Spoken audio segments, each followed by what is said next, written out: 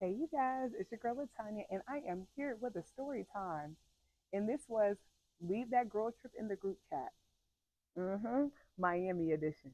Okay. And this is kind of like a spiritual slash, I wouldn't call it a spooky story, but I would call it a, there might be a portal there story. Okay. So let's set the tone. I'm going to cover three parts or three instances that happened in Miami that made me kind of question, is this a whole portal going on here, like an energy portal? Because the energy that they thrive off there, you as a high, like vibrating frequency being, if you go there with cup runneth over energy, you are going to come back drained. You're going to come back empty, babe. You're going to come back literally clawing. Okay, you're going to be looking for that see you soon Florida sign when you're leaving. Okay, so let me tell y'all what happened. There's three instances or three experiences that I want to talk about. The first one was the people that weren't really people that we encountered. The second one was the energy shifting that the people would do. So, like, just the encounters that we actually had with humans, and how my car ended up getting towed even though I paid for all day parking. Okay, and how that sent me in a spiral. And then we're going to also cover the last one, which is the paranormal experiences that happened while we were inside of the hotel. And knowing that these hotels have been open for like decades and decades, and the amount of like horrific things that, I mean, mind you, if y'all hop on TikTok yourself right now and just type in spooky things Miami, you would find a lot of stories or history about a lot of those hotels and the things that went down in them, including unalivings and other things, right? So, boom, let's go into the people that are not really people. Once me and my sister get there, we get settled in. We decide that we were going to go do take like a little evening walk, and because we were in South Beach, we decided that we were just going to stroll the strips to find something to eat. So as we stroll in the strips, mind you, me and her decided, especially, we kind of try to create like a sober trip. That way we could keep that head on a motherfucker swivel, right? Because on top of that, we didn't tell nobody in the family that my sister was coming. So I had to send her back in one piece. I had to send her back the same way she came, even better. Okay? Because I can't tell my family how I lost my sister to a boat trip that we got off of Groupon. Because that's experience too that we're going to cover real quick. So boom. First night, me and my sister are going to go eat. We're walking the strip, and when we start to walk, we notice that like there's big ass barricades, and like there's only every so intersection that you can actually walk to get around and go to the other side, right? So they have barricades because they're blocking the parking that you normally get. It's the street parking, which is forcing everybody, including the people who have like hotels and stuff on the strip, to park in these private parking that are governed by tow truck company workers that are probably contractor, paying under the table to be able to like peep and steal or take cars. I mean, I say steal, even though take cars out of these motherfucking lots and not only take them but damage them. Okay, so boom. Me and her are walking. We're enjoying our nice little walk. The barricades are up, and we notice a guy like we're walking towards him at the time. He starts trying to talk to us or talk to her, and specifically says something to my sister. My sister says something back, real nice, very demure, very like, yeah, not interested, leave me alone. But hey, don't fight me, nigga. It's not worth it, right? Let's not go to jail because you can't be told no. So he sees her, she says what she says, and when we both look forward, we realize it's gonna get darker. It ain't no people. We're not walking back down there. No. And like I said, there's a barricade, so it's not like we could just cut in, to go around or whatever. So we decided to do a quick U-turn and walk back. Mind you, we did the U-turn where we're like standing beside him at the time. So we turn, we continue to walk down. As we're walking, I'm looking back, like, cause he's still talking to us. Damn, you really gonna go fuck with me? You gonna go fuck with me? He's still talking to her as we're walking by. Next thing you know, it gets silent. So I'm figuring, and we both are feeling like we got farther away from him. We could. Wrong. Something as we're walking away, we're walking up to where we're about to, walk down this next street. Something literally whispers to me, turn around. Mind you, it was such a quiet one, but such a very much loud and aware to the motherfucking system. Like my nervous system heard it. It was enough for me to turn around. This man went from the other side of the barricade to be right here behind us. with this weird ass, goofy ass, kooky smile on his face. Very much not human. And my mom had already taught us back in the day that you look everyone in the eyes, no matter who they are. You look people in the eyes to know who you are dealing with. And so, what do you think Latanya was doing? In them eyes, bitch. And so, in them eyes, there was no soul. And that's for another story time to tell y'all what that means. But for the ones that know, you know, that's what happened, babe. We get away from him, and we encountered these next guys that basically I feel like they were just like not even conning. They were just lying about who the fuck they were, and it was given. Why are y'all lying? Where we're at, there's so many motherfuckers here. You don't need to lie. He was acting like a damn translator to talk to my sister for his friend. Next thing you know, we see them part ways, and the other motherfuckers speaking straight English. I thought you needed a translator. That's not the spiritual part. So next day we wake up with the intention, or oh yeah, let's get into the Groupons. Y'all be mindful of the Groupons. So, or just be mindful of Groupon in general, and fact check the company or the excursion that you're doing. Try to find Google reviews. We're in the age of information and data and online usage. If you can't find an online plot or history of this like company or experience, don't go on it. Me and my sister basically paying a month or two in advance for this excursion, paid for it. But because it was a boat trip, it was basically a cute little boat ride, which they didn't tell us how long it was at the time. But it was a 3 hour boat ride from Miami to Key West. And they told us on the site when we get there to call and schedule, like basically set up, leave your name and stuff, make sure you have this, and this. That way, when you travel, you have your identification or whatever. So, me and my sister were thinking, like, you know what? After what happened with my car, which we're going to get into, let's just maybe do this. Like, she told me to call them. Groupon, or shall I say, that boating company could be sex trafficking or human trafficking motherfuckers. And the reason why I say this is based off of the flyer, it's telling us how thorough that they are about that and stuff. And because it's a boat ride, I'm figuring you're going to need some type of identification. You're going to have to be there at a certain time, just like the normal things, right? And then also, I'm thinking that because it's an experience and it's going back and forth, like we had got a round trip one. So basically, we would be able to get on at Miami, go to Key West, chill for the day, then come back and like on that boat, right? We call them to set it up. I go, hi, my name's Latanya. Da, da, da, da, da. I bought this on Groupon. I'm trying to set up what day time to come and do the boat ride. He's like, oh yeah. All you got to do is just pull up at 6. I said, pull up where? He said, yeah, you just pull up at the office, whatever is listed on the thing on Groupon. You pull up here at 6, and then we go on. That's when we'll dock. We'll leave at 7. I said, I don't need any extra. You don't need my information. You don't need to know who's coming. You don't need to know none of that. He's like, no. I said, okay, perfect. So it's going to take us there. How long is it going to be? He said, it's about 3 hours. I said, and this is before I really peeped that, because my thing is, I could have just drove them 3 damn hours, which is what I was considering to do in the first place. But I was, yeah, I was considering to do that in the first place. But then I just kind of was like, why not take a cute little boat ride if it might be quicker? It's cutting through the motherfucking water. Wrong. So I said, you don't need no information, right? He's like, no. I said, okay, so what time does the boat start? He said, we leave at 7, which I was like, okay, that's not too bad because we'll get there in the afternoon. I said, okay, so what times do the boats come back? Because I'm thinking that they have like, you know how if they send one, one's coming there, one's coming back. And then there's maybe an emergency boat that way. If one, fucks up, it's right there. Wrong again. That motherfucker had not man one route, but one route there and one route back. And the route back didn't go until 9 p.m. You want me to get on a boat at 9 p.m. and go 3 hours back inland where there's no cell service?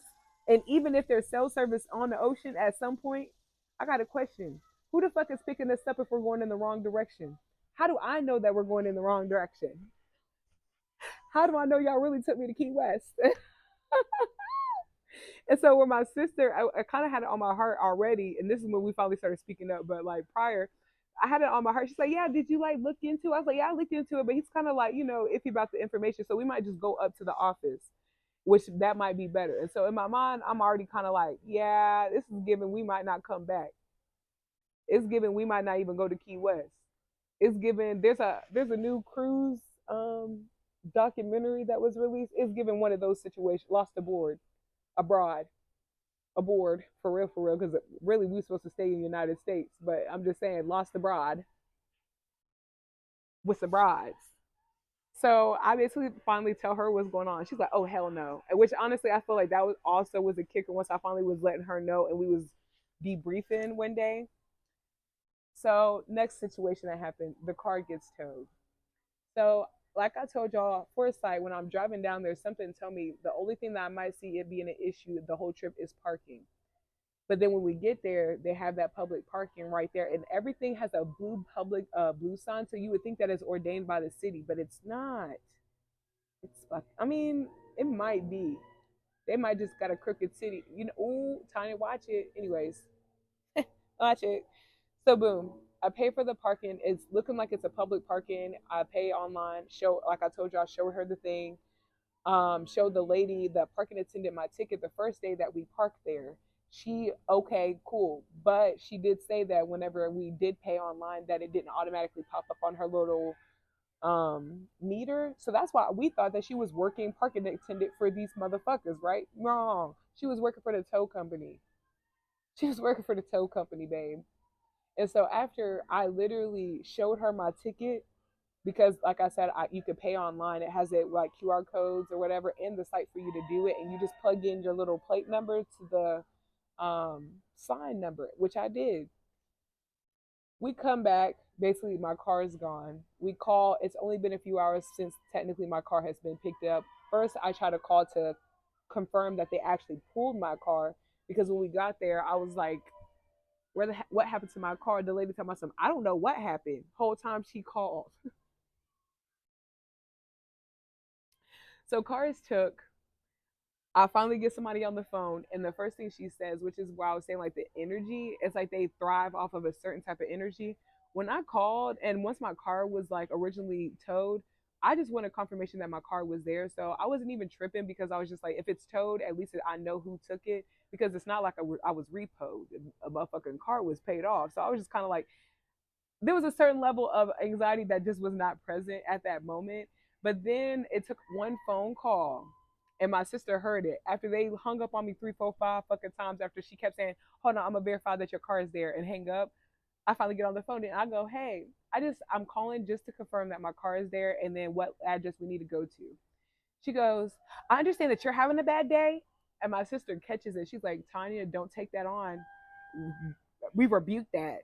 Don't take that shit on," because it was kind of like she was passing energy that wasn't present, and it was like she was trying to make me feed into what she was doing to give her the authority to disrespect me, in a sense, meaning like, and I'm going to withhold information. I'm going to continue to hang up the phone calls. I'm just going to continue to do what I'm doing to bother you, bitch, because I can, and because you are reacting, so I can to react from your reactions. So I'm not giving you no reactions. I'm trying to get more bees with honey out this motherfucker. Honey, I'm not mad. I'm just, I just want clarification. No issue. I said, okay, so once I confirmed my card was there, that's when she hits me with, okay, it's gonna be $400. Mind you, it's been a few hours. 400 fucking dollars from $20 that I already paid. What do you mean? I can understand y'all charging me, and then I have to take the accountability because I didn't pay. But it's another thing when you actually get bread from a motherfucker. I was doing my due diligence because I had a thought in my mind that or not traffic, parking was going to be an issue. So I kind of let it go. I was like, listen, we're going to come up there. And then I confirmed on the phone as well. I said, if I could prove that I paid parking in the area that you guys said that y'all picked me up at, will you give me my car? This lady says yes. And I have my sister to confirm. She said the same thing. So it's not like me just coming up my ass or just saying shit. Someone hears what she's saying. She's like, I was like, you know what, Desiree, we're gonna enjoy our day still, which we fucking did. It was an amazing day. We went to the beach, we did all the things, but then we decided to go travel to go get their car at night. Long story short, It ended up being $1,500 to get my car back, and then when they gave me my car back, it was damaged.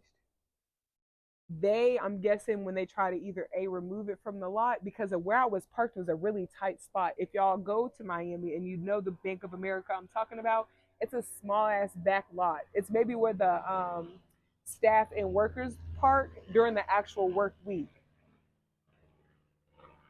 They literally fucked my car up.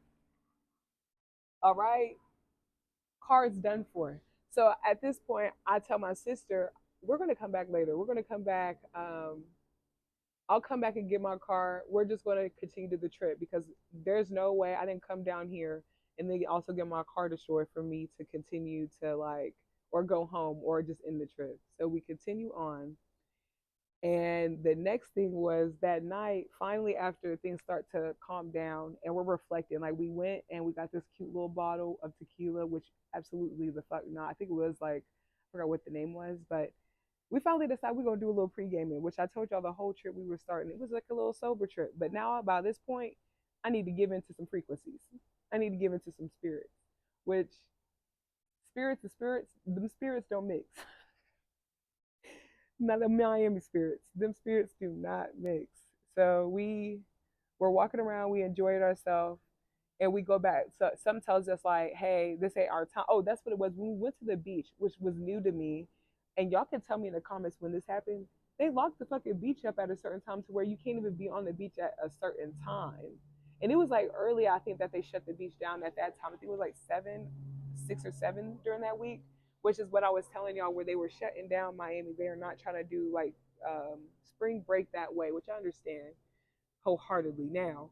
But so we're back at the hotel. We got our little bottle. We're going to drink at the pool. And as we're drinking at the pool, where we're at, there's no way that nobody could walk behind the building. There's no way that nobody could be in certain spaces because they were renovating the hotel that we were in at the time. So I was just like, certain areas were cut off like it's black, but in the daytime you could see straight through it. And it was just like empty cabinets everywhere and shit, right? And also it doesn't have like there's no access to the guests, and there's also no workers there either. You only see workers at a certain time because it's not like a typical hotel. It's not an Airbnb. It's a burbo. Stop. So we're sitting at the pool, and I start to feel uneasy. My sister starts to feel uneasy, but we both is like trying to low key it because you know that you don't let the spirits know that you are fearing them. Don't. They turn the fuck up. And sometimes they turn up just to get you to give them attention. So, and me and her grew up like this. Like, there's so many other stories that I'm going to share in the future, but I'm just saying, like, right now we're going to start here. We get there and we're sitting there and we're talking, and then we start to see shadows in spots that it would require somebody to be able to walk over there. And then me and Desiree just started like just sensing something. Like the energy outside just felt heavy to where we at the same time we look at each other, we go, do you want to go inside? We go inside, and then when we get into the room, Desiree's like, okay, Tanya, you know what's up? I say, yeah, I know what's up. And I think that's what it was. So when we were pointing out, when we started having conversations outside, we were having conversations about everything that had transpired spiritually for the past few days. And if you guys have ever been in a dream and then told somebody in your dream that you realized that you were in the dream, do y'all know how they act? They act like it's chaos. It's like they try to kill you. It's like they're after you because why are you aware? And that's kind of how we felt. We were sitting outside and we were having an aware conversation. We were basically opening up. And also, this is the first time that she got to meet me on a spiritual level and I got to meet her. And it was like, oh shit, we both been in like aware of the same things the whole time, but we also been trying to downplay it to make sure that like we're not fucking up the energy. Cool. It even came down to where you remember how everybody talks about like, oh, I fell out with my friend, I fell out with my family or my sister when they go on these trips down there.